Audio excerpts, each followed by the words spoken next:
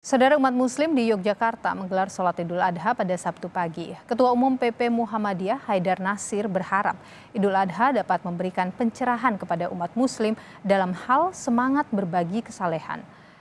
Sholat Idul Adha digelar umat Muslim di Yogyakarta pada Sabtu pagi. Di lapangan Minggiran, Mantri Jeron, dan salat ini diikuti ribuan umat Muslim.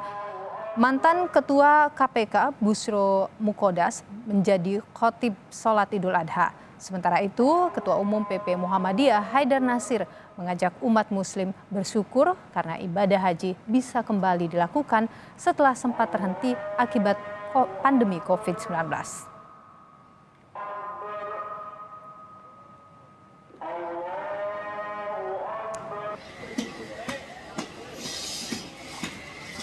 Selain telah melaksanakan sholat Idul Adha, warga Muhammadiyah di Yogyakarta juga telah melakukan penyembelihan hewan kurban.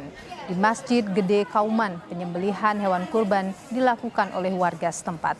Tahun ini, saudara, hewan kurban yang disembelih berjumlah 21 ekor, terdiri dari 12 kambing dan 9 sapi. Salah satu sapi yang disembelih adalah hewan kurban milik Gubernur Sri Sultan Hamengkubuwono X.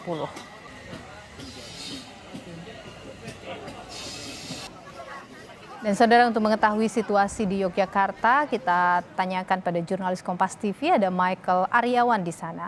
Michael, selamat siang. Bagaimana pelaksanaan sholat Idul Adha di Yogyakarta?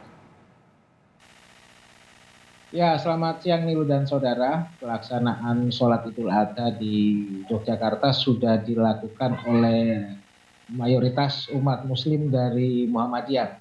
Dan kami pantau tadi ada beberapa lokasi yang memang menjadi pusat penyelenggaraan sholat Idul Adha, diantaranya alun-alun selatan Keraton Yogyakarta dan juga di lapangan Minggiran.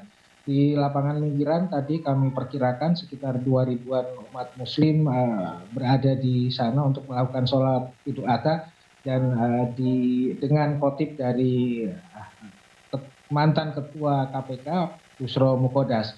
Dan terkait dengan sholat Idul Adha ini ada pesan dari Ketua Umum Pengurus Pusat Muhammadiyah Haidar Nasir yang meminta masyarakat menjadikan inspirasi sholat Idul Adha atau perayaan Hari Raya Idul Adha tahun ini untuk menjadikan semangat berbagi kesalehan. Di lain itu juga Haidar Nasir meminta agar perayaan Idul Adha ini yang berada pada tahun 2022 ini memang ada perbedaan, namun biarkan perbedaan itu menjadi hal yang perlu disikapi dengan baik. Dan berikut pernyataan dari Haidar Nasir. Hadapi perbedaan Idul Adha, tentu kita berharap ke depan bahwa kaum muslimin baik di Indonesia maupun di dunia punya satu kalender internasional atau kalender global yang memberi kepastian kepada kita.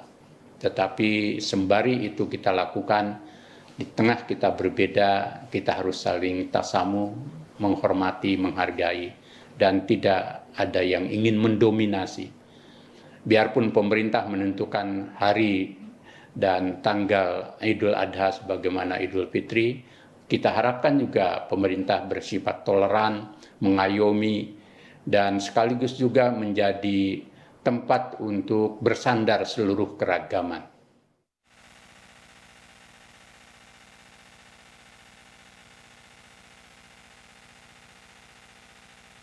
Ya, ini loh, selain umat Muslim, rencananya besok Hari Raya Idul Adha juga akan dilaksanakan oleh pemerintah, dan Sri Sultan Hamengkubuwono X akan melaksanakan sholat Idul Adha pada esok tanggal 10 Juli. Ini loh.